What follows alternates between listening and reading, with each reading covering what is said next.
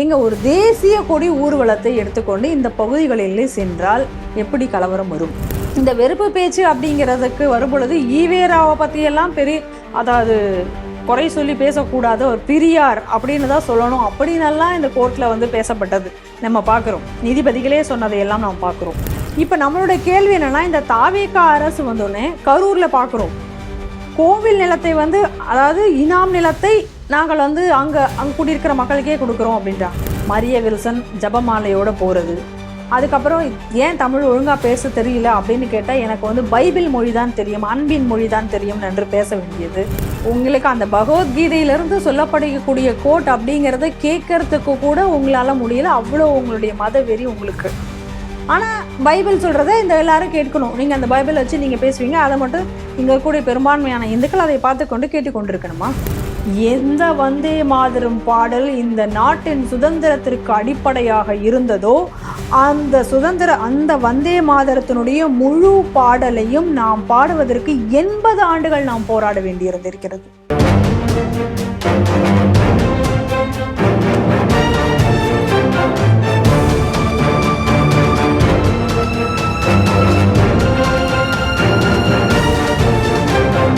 TTV நேயர்களுக்கு வணக்கம். இன்று செய்திகள் சிந்தனை நிகழ்ச்சிக்கு உங்களை அன்புடன் வரவேற்கிறேன். இன்று நாம் சிந்திக்க இருக்கும் முக்கிய செய்திகள் இவை என்று பார்ப்போம். செய்திகள் சிந்தனை முன்னாடி நேயர்கள் அனைவருக்கும் இனிய சுதந்திர தின நல்வாழ்த்துக்கள். இன்றைய செய்திகள் சிந்தனையில் நம்முடன் இன்று அரங்கத்திற்கு சிந்திக்க திருப்பதி பிரியா வெங்கட் அவர்கள் நேயர்கள் சார்பாக அவரை அன்புடன் வரவேற்கிறேன். வணக்கம் திருப்பதி பிரியா. வணக்கம் பாண்டிக்குமார். அதாவது இன்று ஆகஸ்ட் 15 என்ற நாளே உலகமெல்லாம் எல்லாருக்கும் தெரிஞ்சுக்கிட்டு இந்தியாவோட ஒரு சுதந்திர தினம் கொண்டது. இந்த சுதந்திர தினத்தை எஸ்பெஷலி மோடி கவர்மெண்ட் பிறகு என்ன பண்ணாங்கன்னா, அது மிகப்பெரிய அளவில் ஒரு தேசிய விழாவாக கொண்டாடும்.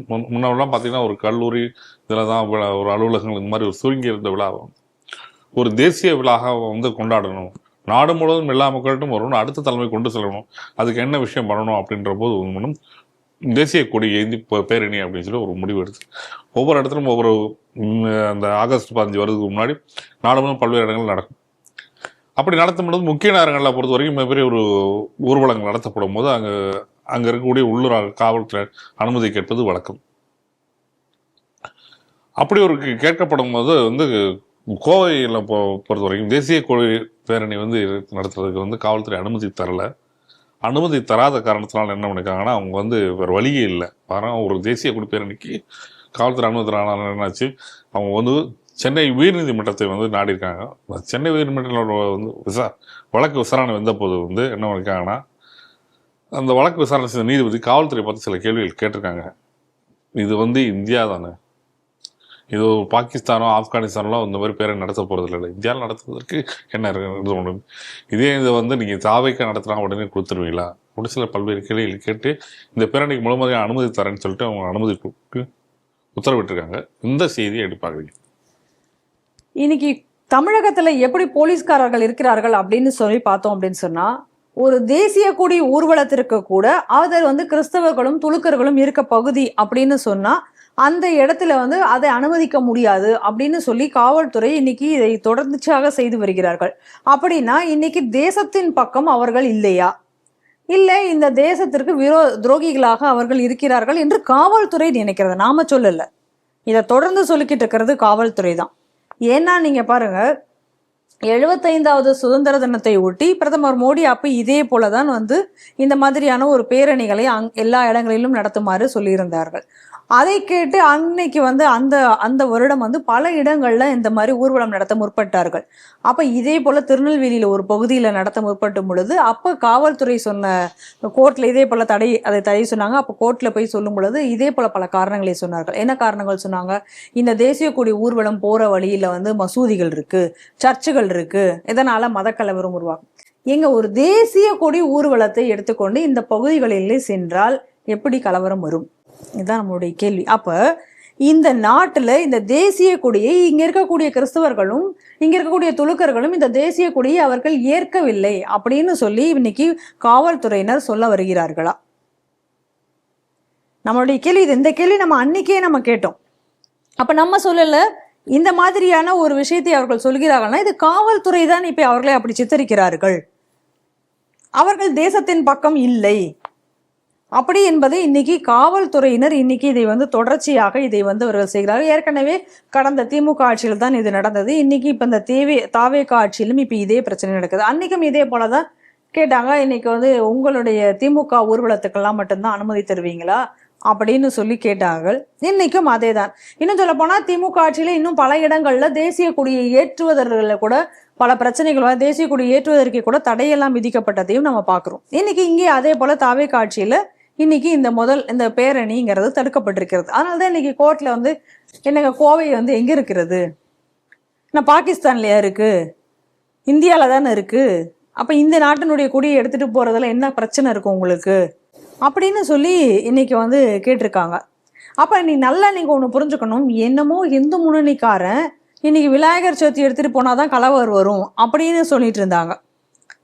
எப்படி அதை மாற்றி அமைக்கிற கொஞ்சம் கொஞ்சமா எப்படி எல்லாம் வந்திருக்கு, கட்டமைச்சு இன்னைக்கு வந்திருக்குன்னா, இன்னைக்கு நாட்டுல ஒரு தேசிய கொடியை எடுத்து சென்றால் கூட இன்னைக்கு நாட்டுல கலவரம் வரும், இங்க எடுத்து செல்லக்கூடாதுன்னு தமிழ்நாட்டை இன்னைக்கு அந்த அளவுக்கு சித்தரிக்கக்கூடிய ஒரு நிலை இன்னைக்கு உருவாகி இருக்கிறது.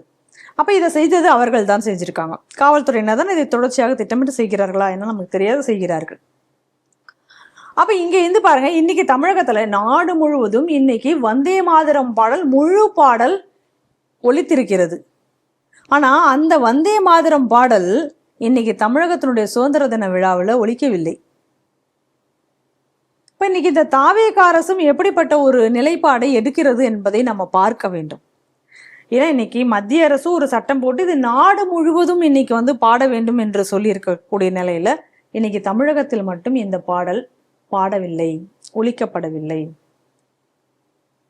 அப்ப எப்படிப்பட்ட ஒரு சூழ்நிலை இன்னைக்கு தமிழகத்துல நிலவி வருது பாருங்க. அப்ப தமிழகம் இன்னைக்கு வந்து ஒரு பிரிவினைவாதையினுடைய பக்கமாகவே இன்னைக்கு மாறிக்கொண்டிருக்கிறது. ஏற்கனவே நம்ம இந்த காட்சிகள் அனைத்தையுமே இன்னைக்கு நம்ம வந்து திமுகவினுடைய ஆட்சியில தொடர்ச்சியாக நம்ம பார்த்து வந்தோம்.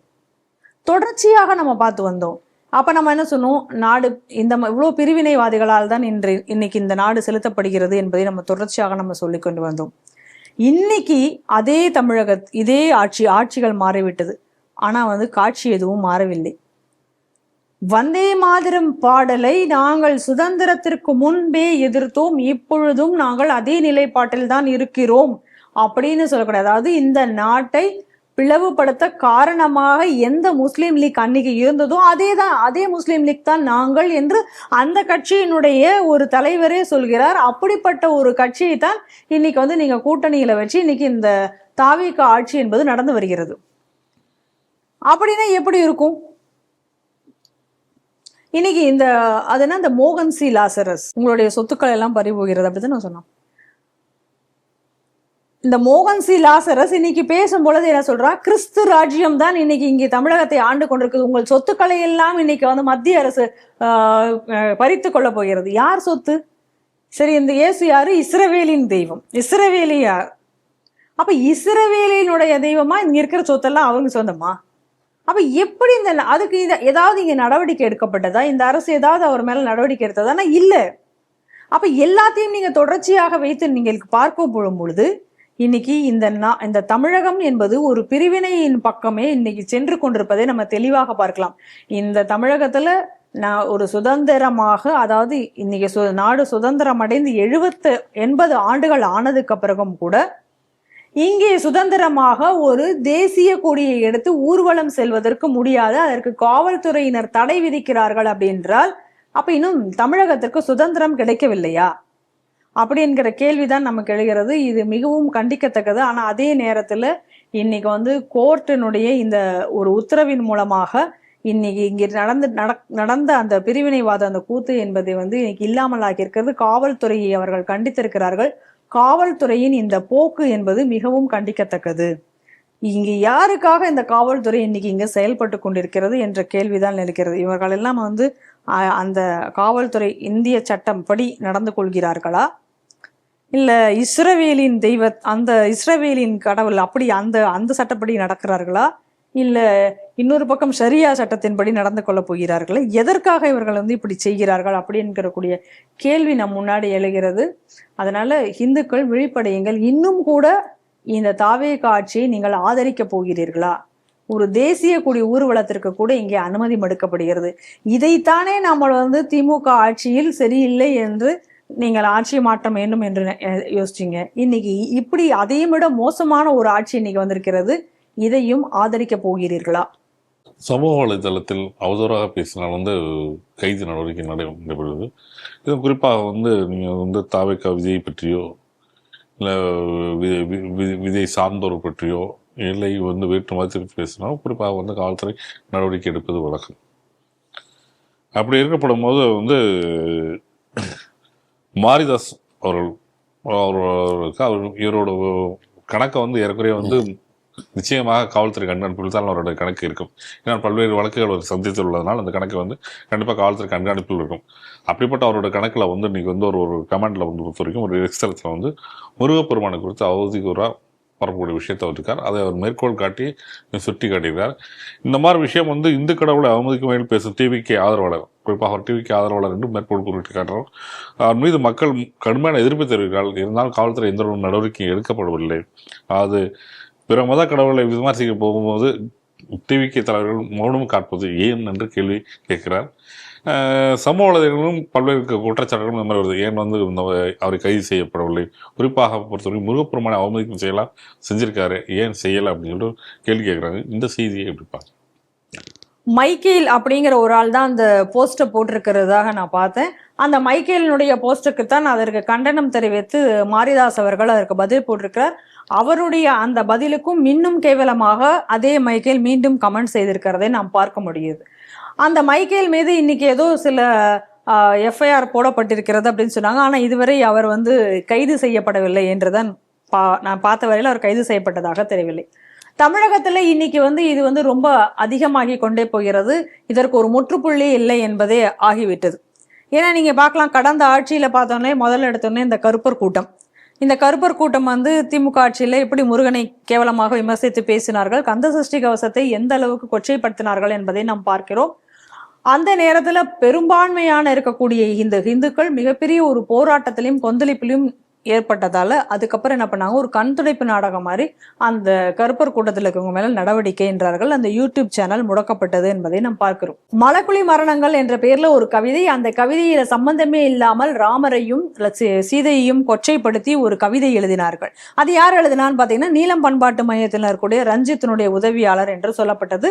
கடைசி வரை அவர் மேல என்ன நடவடிக்கை எடுக்கப்பட்டது என்றே தெரியவில்லை. கைது செய்யப்பட்டதாகவும் தெரியவில்லை. நடவடிக்கை என்ன எடுத்தாங்கன்னு தெரியாது. அப்புறம் என்ன பண்ணாரு, அமைச்சரே பேசினார். யாரு? பொன்முடி. இன்னும் கூட அந்த வழக்கு நடந்து கொண்டிருக்கிறது என்று பார்ப்போம். ஆனால் அவர் மீதும் இதுவரைக்கும் எந்த நடவடிக்கையும் இல்லை. நீங்க நல்லா பார்க்கணும், வழக்கு மட்டும் நடந்து கொண்டிருக்கிறது. அந்த வழக்கை நம்ம உமானந்தன் அவர்கள் தான் அந்த வழக்கை முன்னெடுத்து நடத்தி வருகிறார்கள், சட்ட போராட்டம் நடத்தி வருகிறார்கள் என்பதை நாம் பார்த்தோம். இது குறித்து ஒரு விரிவான ஒரு பேட்டியையும் அவர்கள் நம்ம ஸ்ரீ டிவிக்கு கொடுத்திருந்தார்கள். எந்த அளவுக்கு கேவலமாக பேச முடியுமோ அந்த அளவுக்கு கேவலமாக பேசி அந்த பொன்முடி பேசியிருந்தார். அப்ப இவர்கள் யார் மேலையும் இதுவரைக்கும் எந்த பெரிய நடவடிக்கையும் இல்லை. இது நான் சொல்றது ஒரு 2-3 எக்ஸாம்பிள் தான் சொல்றேன். இந்த எக்ஸாம்பிளை நம்ம எக்ஸ்டெண்ட் பண்ணிட்டே போனோம்னா இந்த ஒரு செய்திகள் சிந்தனைகள் பத்தாது. அந்த அளவுக்கு இங்கே இந்த இந்து கடவுளர்களை கொச்சைப்படுத்தி பேசுபவர்கள் நாளுக்கு நாள் அதிகரித்து கொண்டே போகிறார்கள். காரணம் என்னவென்றால் அவர்கள் மேல எந்த நடவடிக்கையும் யாரும் எடுப்பதில்லை. அப்ப licence to insult our gods அப்படிங்கிற மாதிரி தான் இருக்கு. இன்னைக்கு நீங்க ஒரு என்ன வேணா நீங்க பேசலாம், அதை இந்துக்கள் கேட்டுக்கிட்டே இருப்பாங்க, அதற்கு எதுவும் பதில் சொல்ல மாட்டாங்க, எதிர்வினை ஆற்ற மாட்டாங்க. அப்ப கருத்து சுதந்திரம்ங்கிற பேர்ல இன்னைக்கு நீங்க என்ன வேணா பேசலாங்கிற ஒரு நிலைமையில நோக்கிதான் இன்னைக்கு தமிழகம் போய் கொண்டிருக்கிறது. இன்னைக்கு இன்னொரு காரணமும் இருக்கு. இது திமுக ஆட்சியில இல்லாத இன்னொரு காரணம் இங்க இருக்கிறது. இன்னொரு காரணம் என்ன அப்படின்னு பாத்தீங்க அப்படின்னா, வெளிப்படையாகவே இன்னைக்கு கிறிஸ்தவர்களுடைய அரசு தான் இங்கே ஆட்சியில் இருக்கிறது அப்படிங்கக்கூடிய ஒரு போக்கை இன்னைக்கு இருக்கக்கூடிய தாவேகா அமைச்சர்களும் சரி, அதை சார்ந்தவர்களும் சரி, இல்ல தாவேக்கானவர்களும் சரி, அதை தொடர்ச்சியாக வெளிப்படையாகவே இன்னைக்கு அவர்கள் செய்து வருகிறார்கள்.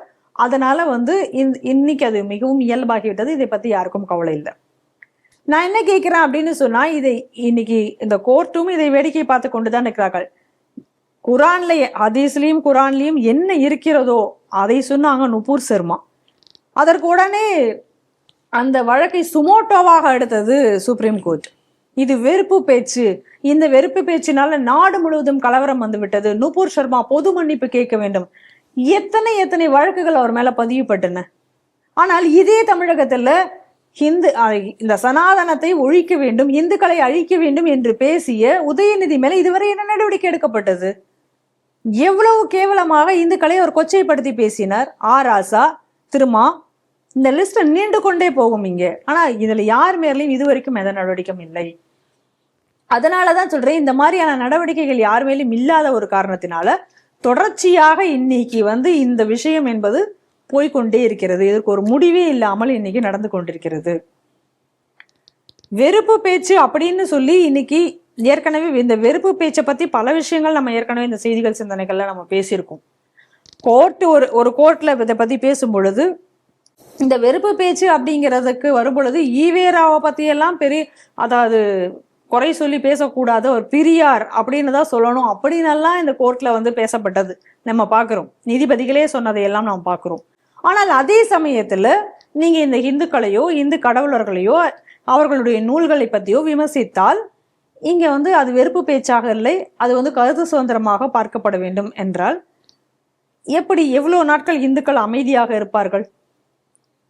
இந்துக்களுக்கு மிகப்பெரிய சகிப்புத்தன்மை இருக்கிறது அப்படிங்கிறதுனால இதையெல்லாம் வேடிக்கை பார்த்து கொண்டு கடந்து சென்று கொண்டிருக்கிறார்கள். ஆனா எவ்வளவு நாட்களுக்கு? ஒருவேளை ஒரு கட்டத்தில் இந்துக்கள் வீதியில் இறங்கி போராடினால் நிலைமை எப்படி மாறும்? ஒரு பழமொழி இருக்கு, சாது மிரண்டால் காடு கொள்ளாது அப்படிங்கிறத நம்ம பாக்குறோம். அப்ப அந்த மாதிரி எவ்வளவு நாள் அமைதியாக இருப்பாங்க? நீங்க எவ்வளவு நாள் நீங்கள் ஒரு ஒரு ஆளை கொண்டு போய் நீங்க ஒரு கடைசி வரைக்கும் கொண்டு போய் அவன் ஒரு சொவுரில் கொண்டு போய் மூச்சு முட்டுற அளவுக்கு ஒன்று நீங்க அமுக்குனீங்கன்னா கடைசியா ஒரு கட்டத்துல என்ன ஆகும்? அவன் வெடித்து எழுந்திருக்கும் பொழுது அதை தாங்கிறதுக்கு இந்த அரசால முடியுமா? அதை தான் இவர்கள் எதிர்கொண்டிருக்க போகிறார்களா? ஏன்னா ஒவ்வொரு நாளும் ஒவ்வொரு விஷயத்துக்காக இந்துக்கள் வீதியில் இறங்கித்தான் போராட வேண்டும். அப்படியே வீதியில் இறங்கி போராடினாலும் கூட அவர்களுக்கு அந்த போராட்டத்தின் முடிவில் கிடைக்கக்கூடிய வெற்றி என்பது கிடைக்குமா என்று தெரியாது. யோசிச்சு பாருங்க, இன்னைக்கு கோர்ட்ல திருப்பரங்குன்றத்துக்கு இன்னைக்கு தீபம் ஏற்றலாம் அப்படின்னு சொல்லி நீதிமன்றம் உத்தரவு கொடுத்து விட்டது. நீதிமன்றம் அனுமதி கொடுத்தாச்சு. அது அனுமதி கொடுத்து எத்தனை ஆண்டுகள் ஆச்சு? சரி, அந்த அனுமதியை மறுபடியும் அந்த அனுமதியை பெற்றாச்சு. ஆனா இப்ப ஏற்ற முடியுமா? முடியாது. ஏன்னா இப்ப அந்த வழக்குக்கு மேல்முறையீடு உச்ச நீதிமன்றத்துக்கு. அப்ப உச்ச நீதிமன்றமும் இன்னைக்கு என்ன சொல்லிடுச்சு? இதை நாங்க எடுக்க முடியாது, இதுக்கு தடை விதிக்க முடியாதுன்னு சொல்லியிருக்கு. ஆனாலும் கூட இந்த தீபத்தை இவர்கள் ஏற்றுவார்களா? நிச்சயமாக மாட்டார்கள். நிச்சயமாக இன்னொரு சட்ட போராட்டத்திற்கு தான் இந்துக்கள் உட்படுத்தப்பட போறார்கள். அப்ப இவ்வளவு போராட்டங்களுக்கு அப்புறமும் கூட நீங்க எங்களுக்கு வெற்றி கிடைக்காது அப்படிங்கக்கூடிய ஒரு சூழ்நிலை தொடர்ந்து கொண்டே இருந்தது அப்படின்னு சொன்னா அது எப்படி நாளை வெடித்து சிதறும் என்பது இங்க தெரியல. அதை தான் இந்த ஆட்சியாளர்கள் எதிர்நோக்கி காத்திருக்கிறார்களா என்பது நமக்கு தெரியவில்லை.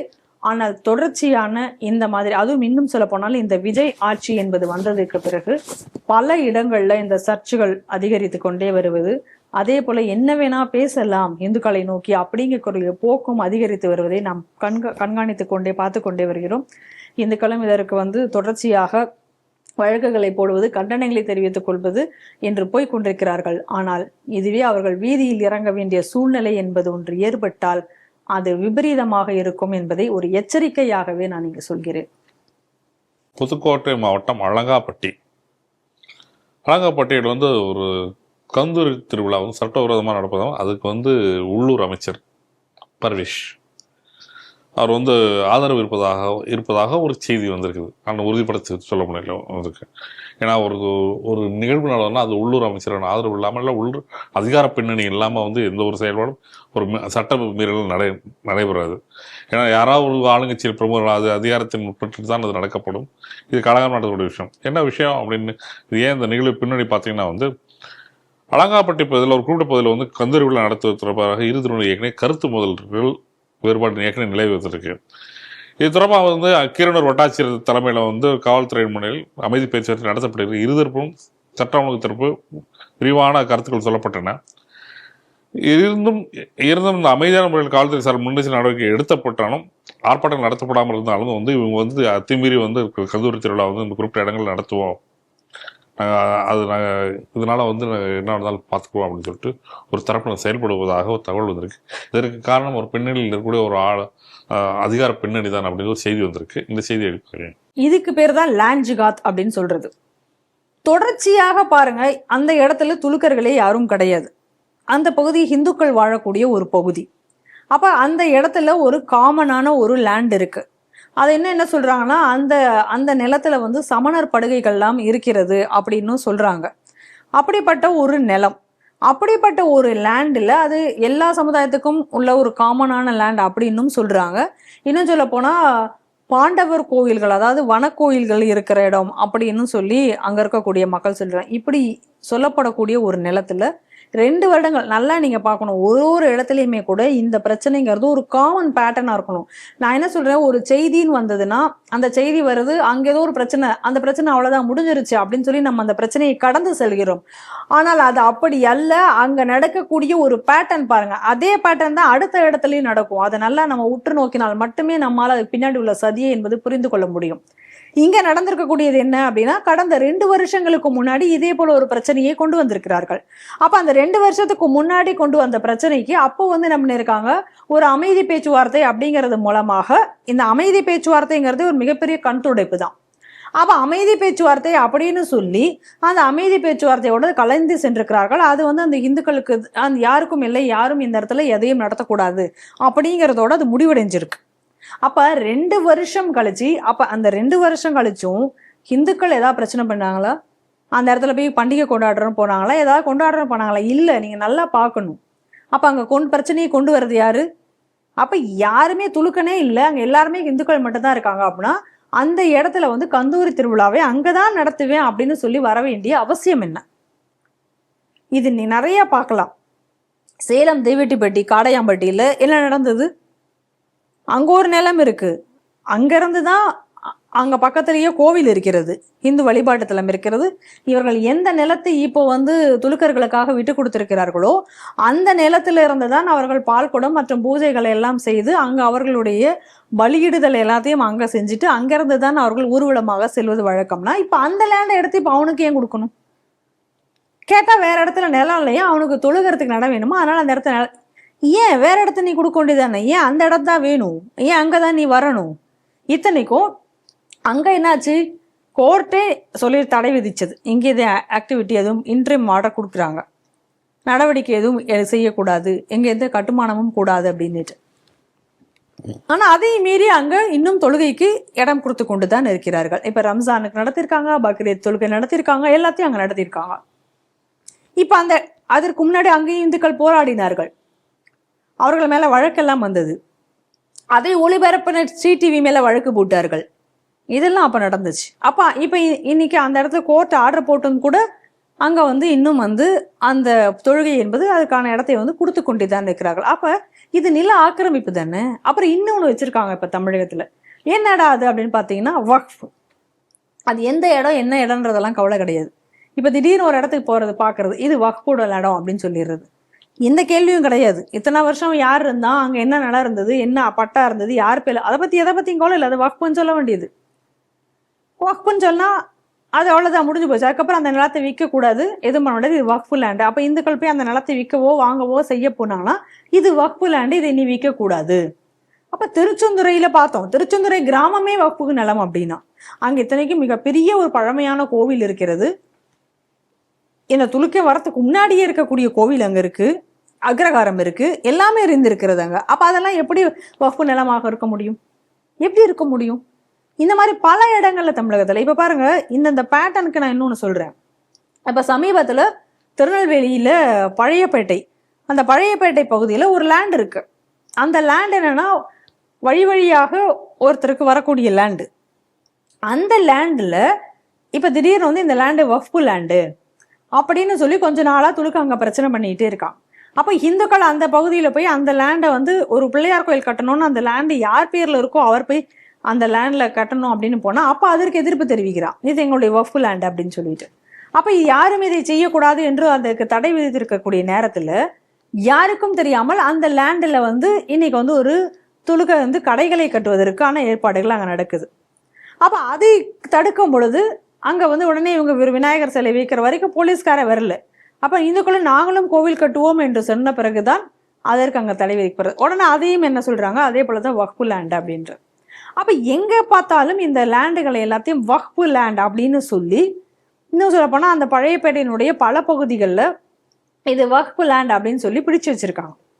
அப்ப இந்த மாதிரி வக்ஃபு வக்ஃபு வக்ஃபு அப்படின்னு சொல்லி தமிழகத்தில் உள்ள பல நிலங்களை இந்த மாதிரி ஆக்கிரமிப்பு செய்வது, ஒரு லேண்ட் ஜிகாத் செய்வது என்பதை திட்டமிட்டு தமிழகத்தில் செய்து வருகிறார்கள் என்பதை தான் நம்ம இங்கே பார்க்கிறோம். இப்ப நம்மளுடைய கேள்வி என்னன்னா, இந்த தாவேகா அரசு வந்தோடனே கரூர்ல பாக்குறோம், கோவில் நிலத்தை வந்து, அதாவது இனாம் நிலத்தை நாங்கள் வந்து அங்க குடியிருக்கிற மக்களுக்கே கொடுக்குறோம் அப்படின்றாங்க. அந்த அத்தனை அந்த இனாம் நிலமும் ஒரு சர்வீஸ் பட்டா.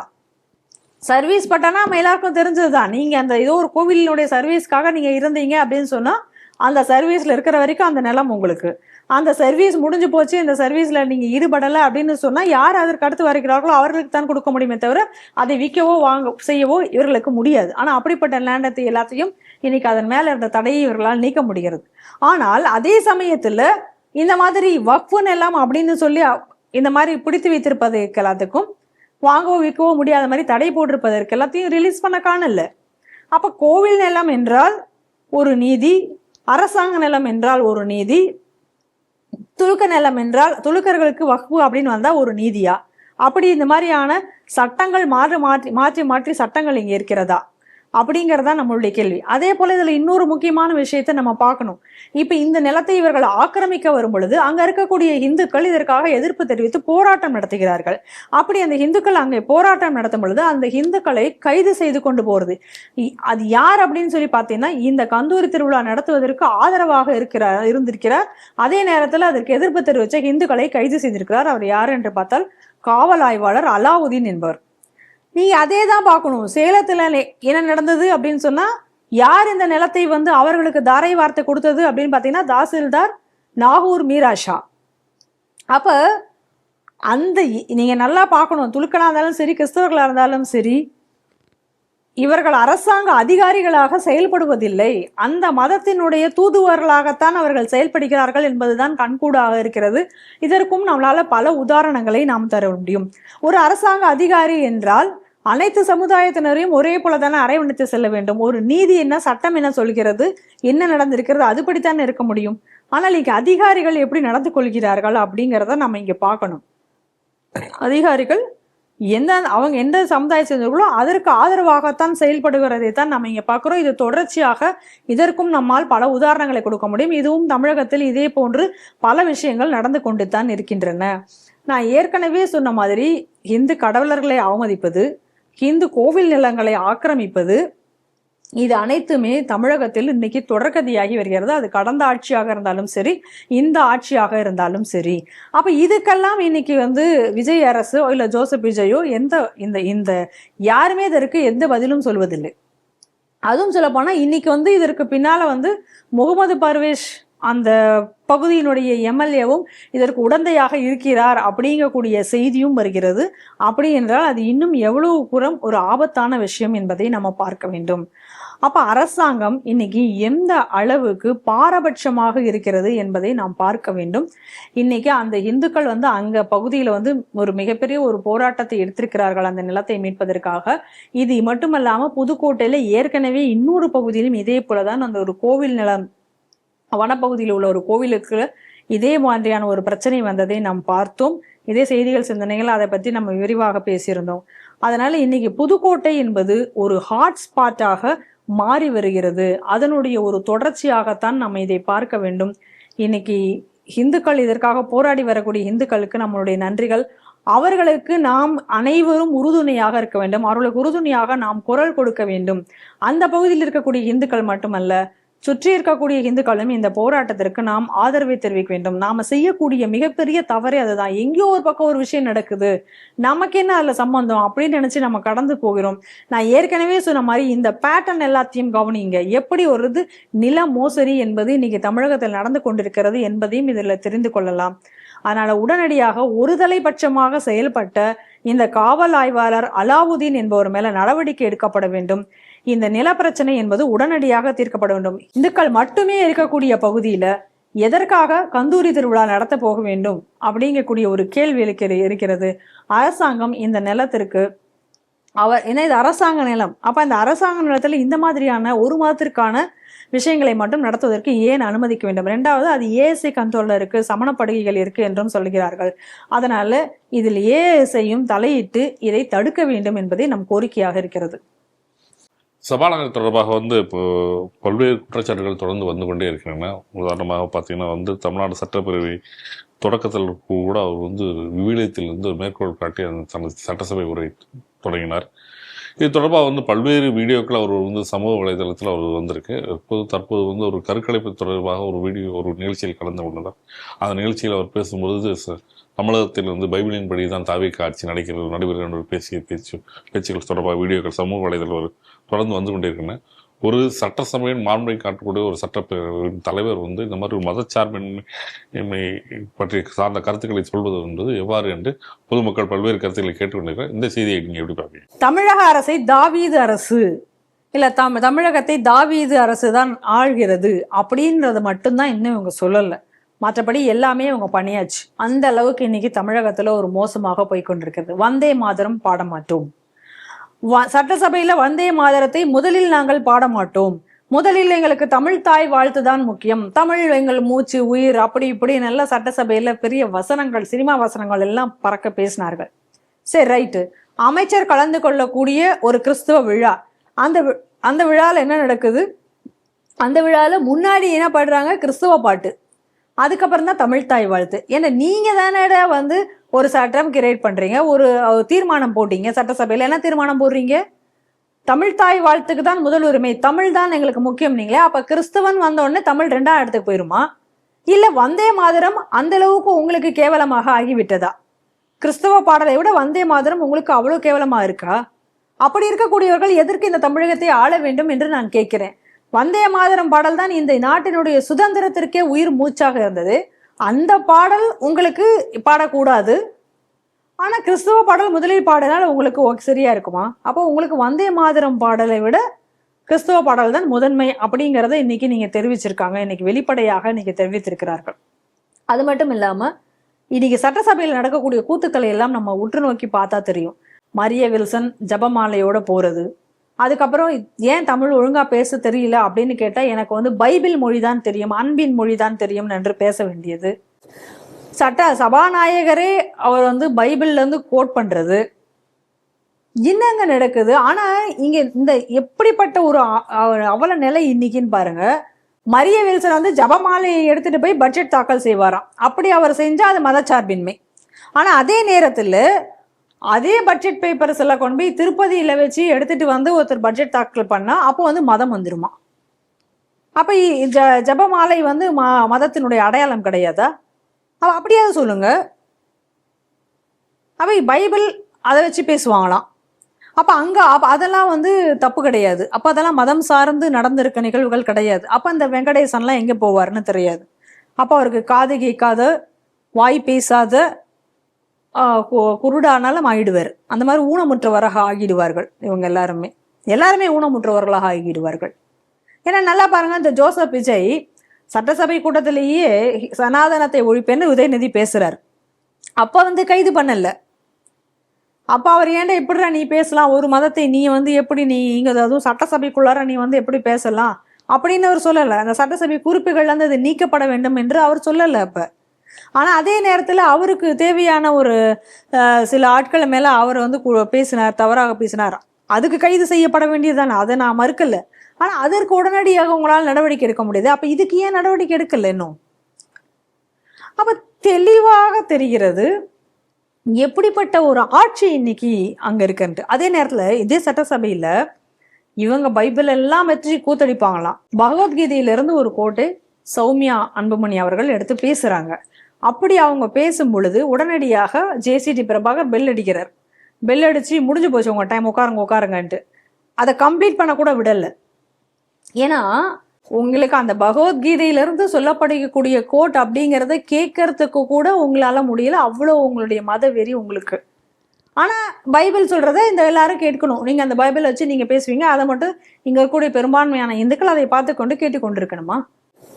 இந்த கேள்வி வருது இல்ல?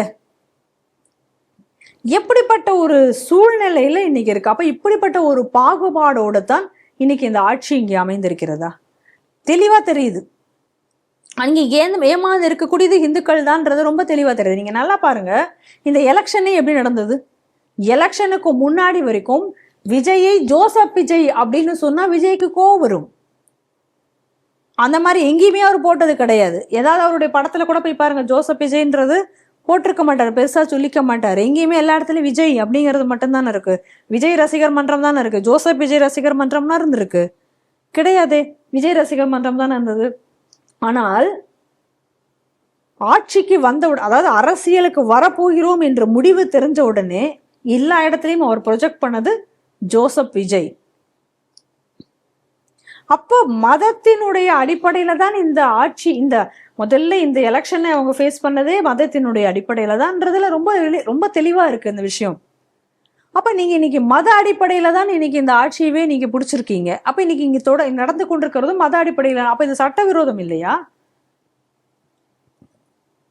ஜேசிடி பிரபாகர் தொடர்ச்சியாக இதை தானே பண்ணிக்கிட்டு இருக்காரு. ஒரு சமத்துவமான ஒரு ஆளாங்க இல்லையே. விஜய் அந்த ஆட்சிக்கு வந்தோடனே என்ன சொன்னாரு, இங்க எந்த மதமும் கிடையாது, எல்லா மதத்திற்கும் நாங்க காமனான ஆட்கள், எல்லா மதத்துக்கும் நான் ஒரே போலதான், நான் பாகுபாடெல்லாம் பார்க்க மாட்டேன் அப்படின்னு இவங்க சொன்னாங்க. இவங்களால வந்தே மாதரம் பாடலையே ஏத்துக்க முடியலையே. இந்த நாட்டுடைய விடுதலைக்கான ஒரு விஷயத்தையே இவங்களால ஏத்துக்க முடியல. இதே ஜேசிடி பிரபாகர் ஒரு நிகழ்ச்சியில போய் கலந்துக்க இருக்கிறார். அந்த ஜேசிடி பிரபாகர் கலந்து கொள்ளக்கூடிய அந்த நிகழ்ச்சியிலேயே ஒரு கிறிஸ்துவ ஒரு பாதிரியார் ஒரு ஆள் பேசுறாரு. அவரை பேசும் பொழுது என்னமோ இந்தியா முழுவதும் விஜய்க்கு எதிரிகள் இருப்பது போலவும் சத்துருக்கள் இருப்பது போலவும் அதையெல்லாம் தாண்டி அவர் வெற்றி பெற்று வந்த போலவும் இந்தியாவே அவர்தான் ஆழ்வார் அப்படின்னு எல்லாம் அவர் மேல இந்த என்னமோ இந்த சொல்லுவாங்களே ஆவி இறங்கட்டும் அப்படி இப்படின்னு எல்லாம் அந்த இயேசு இறங்குவாரு எல்லாம் கத்துவாங்க தெரியுமா, அந்த மாதிரி எல்லாம் அவர் கத்துறாரு. என்னங்க நடக்குது தமிழகத்துல? மத போதகர்கள் மாநாடு அப்ப இவங்க கலந்துக்கிறாங்க. எவ்வளவு ஓப்பனாக எப்படி நடந்து கொண்டிருக்கிறது பாருங்க. அப்ப இன்னும் கூட இந்த இந்துக்கள் இந்த ஆட்சியை நம்புகிறார்களா? இன்னும் கூட இந்துக்கள் இந்த ஆட்சியை நம்ப போகிறார்களா? அப்ப இன்னும் இந்த ஆட்சியை இந்துக்கள் நம்பிக்கொண்டிருக்கிறார்கள் என்றால் அவர்களை போல ஒரு முட்டாள்கள் யாருமே இருக்க முடியாது. அடிக்கடி இவர் சொல்லிட்டு இருப்பார் கருணாநிதி, சோற்றால் அடித்த பிண்டங்கள்னு சொல்லிட்டு. அந்த லெவல்ல தான் இன்னைக்கு இருக்காங்க.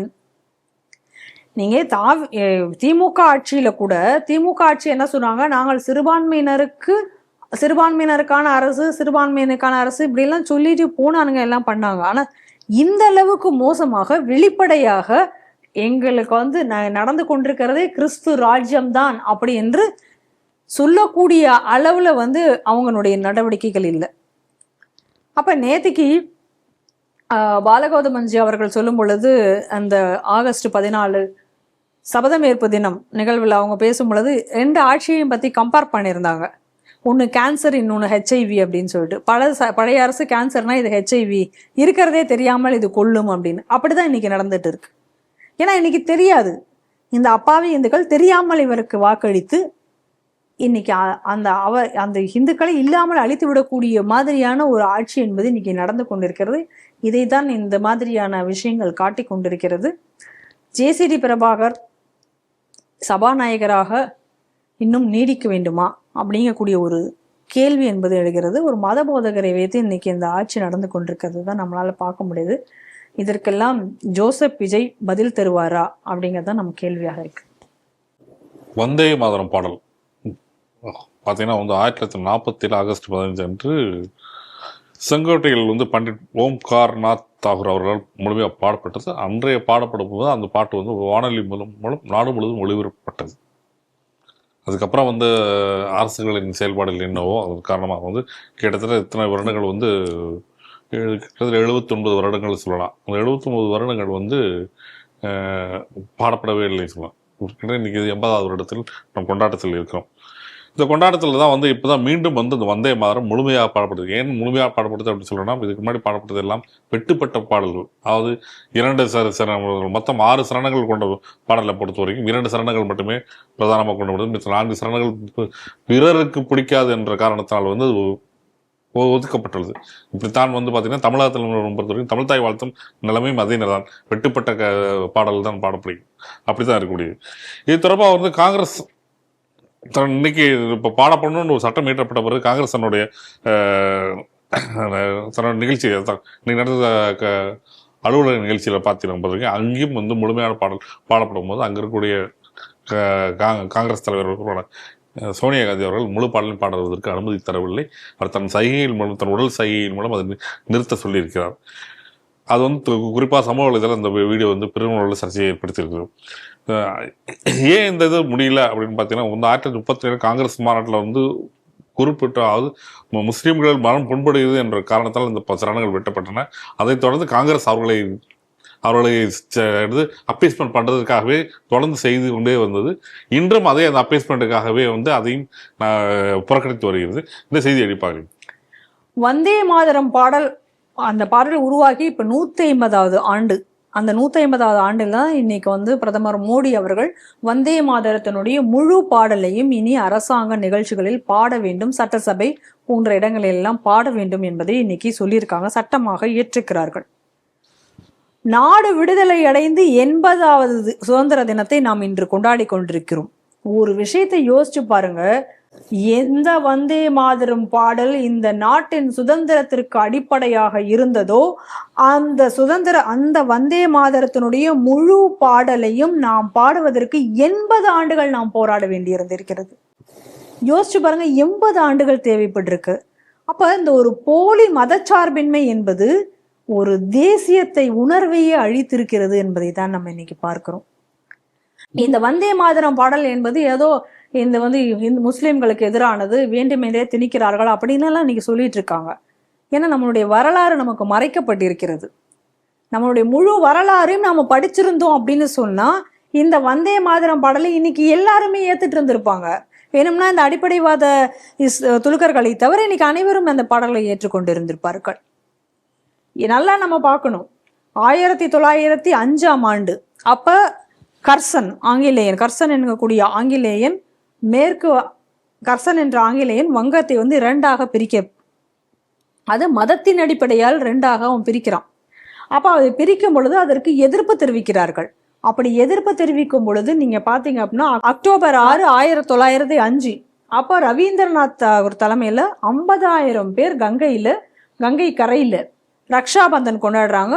இந்த வங்க பிரிவினை எதிர்த்து ரக்ஷாபந்தன் கொண்டாடி அதை மீட்கணும், மீண்டும் ஒரே வங்கமாக மாற்றணும் அப்படின்னு சொல்லி சபதம் இருக்கிறார்கள். அப்ப அனைவருமே அந்த வந்தே மாதரம் பாடலை அங்கே பாடுகிறார்கள், வந்தே மாதரம் என்று கோஷமிடுகிறார்கள், வங்க பிரிவினைக்கு எதிராக பிரகடனம் செய்கிறார்கள். அப்படிதான் இருந்தது. ஆனால் அது அப்புறமாக கொஞ்சம் கொஞ்சமாக பின்னாடி வந்த நாட்களில தான் இதை மாற்றப்படுகின்றன.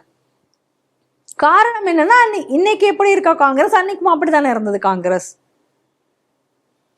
இன்னைக்கு. ஆனால் அன்னைக்கு தேசியவாத காங்கிரஸாக இருந்தது, இன்றைய அளவுக்கு இத்தாலி காங்கிரஸாக இல்லை, அது வேற விஷயம்.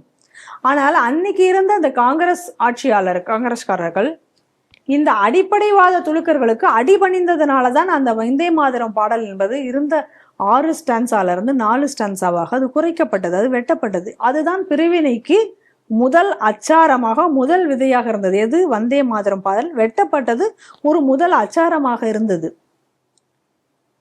அப்போ இன்னைக்கு அதையெல்லாம் மீட்டு இன்னைக்கு நாடு முழுவதும் வந்தே மாதரம் பாடல் ஒழிக்கப்பட வேண்டும், முழு பாடலும் ஒழிக்கப்பட வேண்டும் அப்படின்னு சொல்லும் பொழுது தமிழகத்துல அதற்கு எதிர்ப்பு.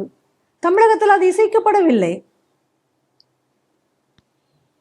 அப்ப எப்படிப்பட்ட ஒரு சூழ்நிலை இன்னைக்கு தமிழகத்துல இருக்கு நீங்க நல்லா பாருங்க. தமிழகத்துல இன்னைக்கு வந்தே மாதரம் பாடல் பாடப்படவில்லை.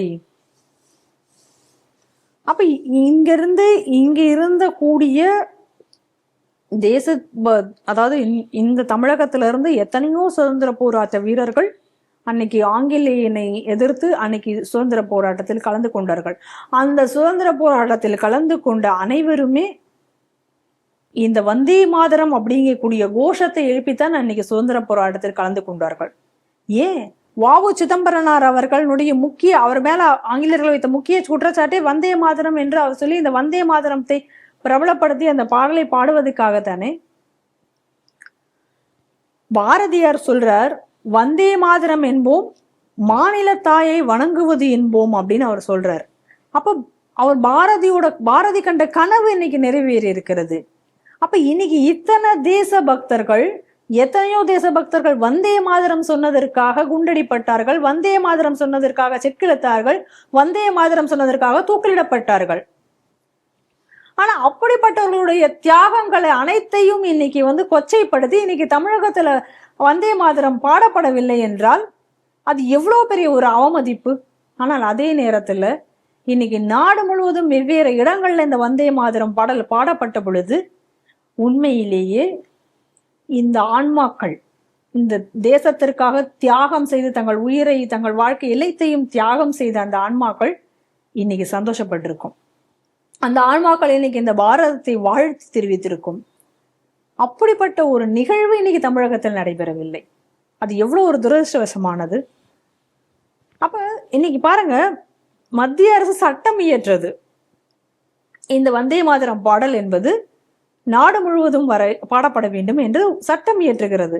அப்ப இன்னைக்கு தமிழக அரசு மட்டும் இதை நாங்கள் பாடமாட்டோம் அப்படின்னு சொல்லி இன்னைக்கு தமிழகத்தில் நடந்த சுதந்திர தின விழாவில் அந்த பாடல் பாடப்படவில்லை என்றால் இது சட்டவிரோதமா இல்லையா?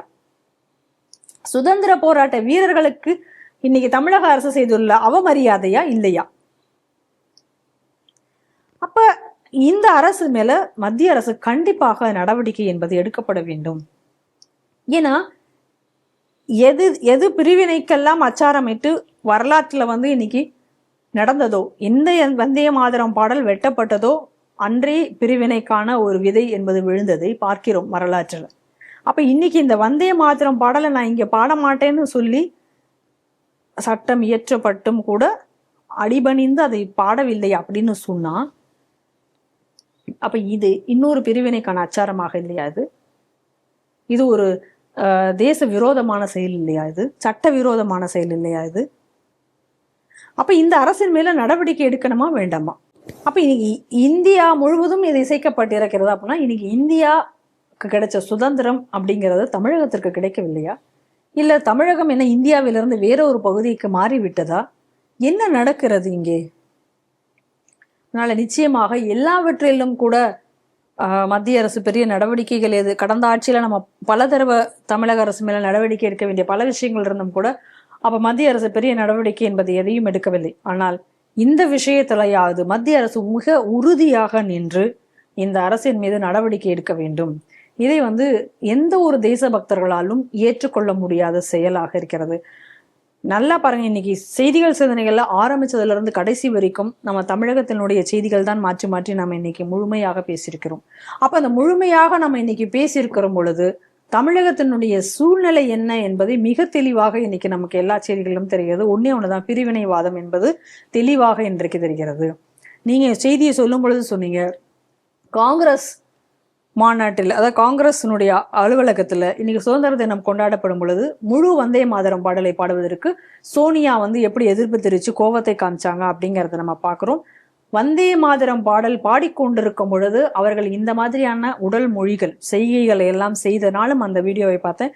அந்த செய்கைகளை எல்லாம் செய்ததுனால அவர் மேலேயும் நடவடிக்கை எடுக்கப்பட வேண்டும். ஏன்னா இன்னைக்கு தேசிய பாடலுக்கு என்ன அந்தஸ்து இருக்கிறதோ, தேசிய கீதத்துக்கு இருக்க அதே அந்தஸ்து இன்னைக்கு இதற்கும் கொடுத்திருக்கிறார்கள். அப்படித்தானே? அப்ப அந்த வகையில இன்னைக்கு இவர் மேல, சோனியா மேல கண்டிப்பாக நடவடிக்கை, தமிழக அரசு மேல எப்படி நடவடிக்கை எடுக்கப்பட வேண்டுமோ அதே போல சோனியா காந்தி மீதும் இதற்காக நடவடிக்கை என்பது எடுக்கப்பட வேண்டும். இதுதான் நம்மளுடைய கோரிக்கையாக இருக்கு. மத்திய அரசு என்ன செய்வது என்பது பொறுத்திருந்து நாம் பார்ப்போம்.